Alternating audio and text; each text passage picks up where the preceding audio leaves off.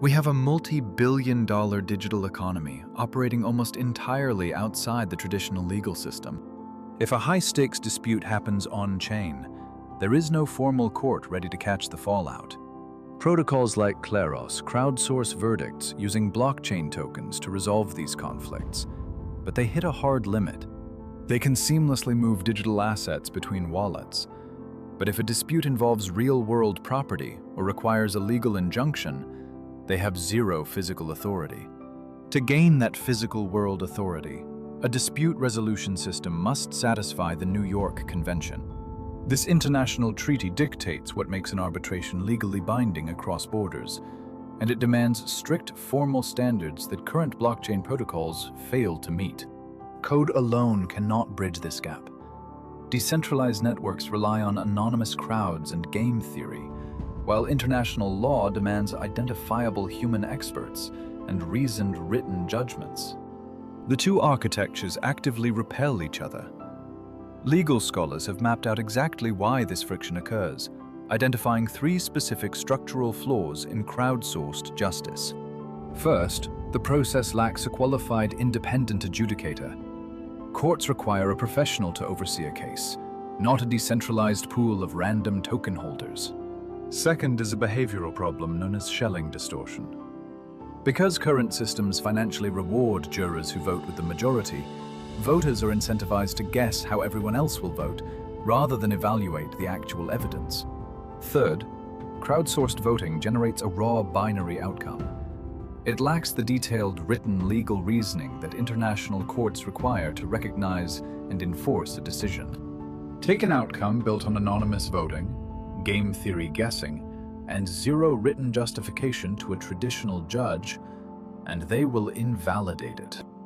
The decision carries no weight in physical commerce. The Kleros Alpha dual award hybrid model resolves this by surgically separating the legal analysis from the crowd's consensus. It introduces a sole arbitrator, a qualified legal professional who evaluates the case and writes two complete, legally sound awards before any vote takes place. One document argues the claimant wins. The other argues the respondent wins. Both are fully reasoned.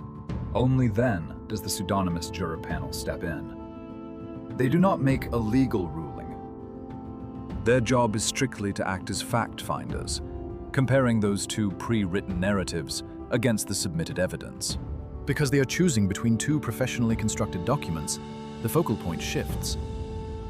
Jurors are forced to align their votes with the actual facts of the case, rather than attempting to predict the psychology of the crowd.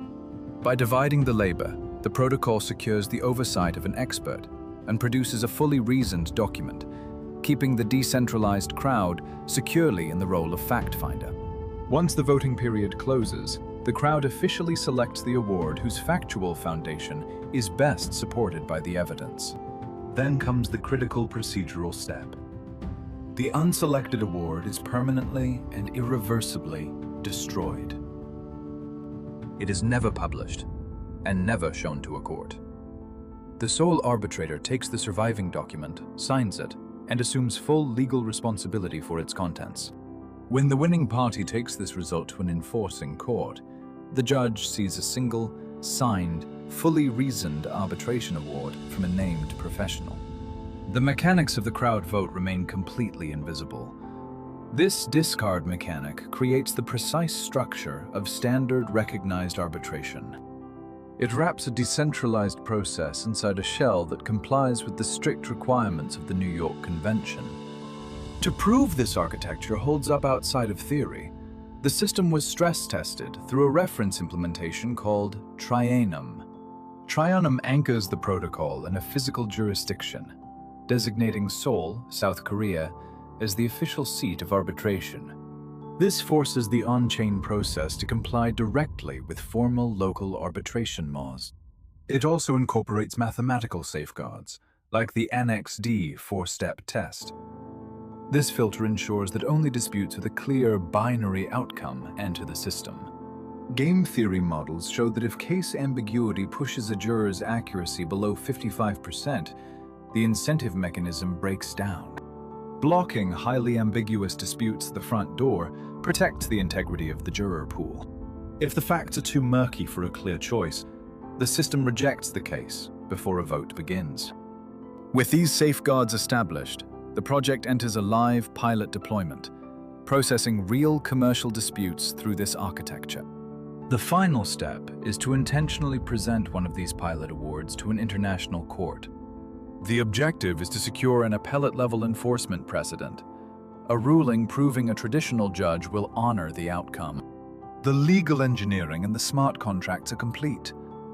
Now, the viability of decentralized justice will be tested in the halls of the traditional legal system.